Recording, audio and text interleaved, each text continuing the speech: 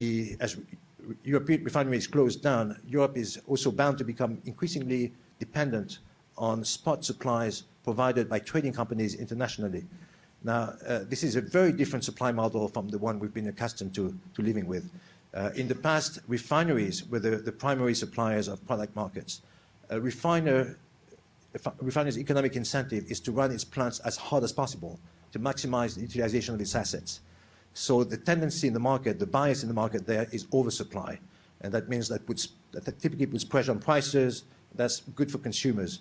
A trading company is very different. It doesn't really have assets like refineries. Some do just to have a fit in the market, but typically it doesn't. And what it really thrives on is not maximizing the utilization of its assets, its volatilities. It's exploiting differences in prices between markets, between times of the year, and so on. So there the bias might prove to be more towards undersupply than oversupply, because an undersupplied market tends to be more volatile than an oversupplied market. So very different sets of incentives. So those are some of the big themes that we see for the medium-term market.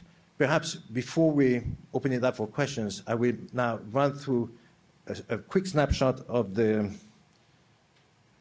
market as we see it today.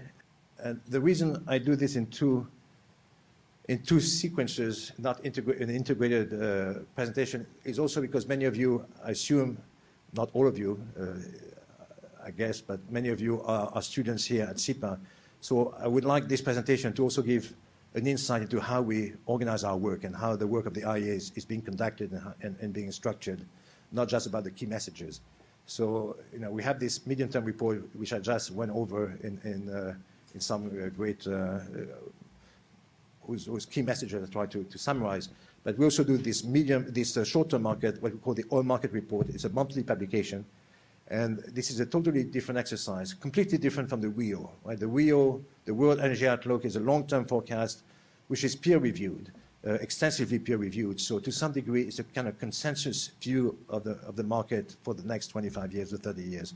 The medium-term report, the short-term report, the oil market report, is not peer-reviewed at all. It's kept under wraps until it's released. It's very confidential. It's market-sensitive.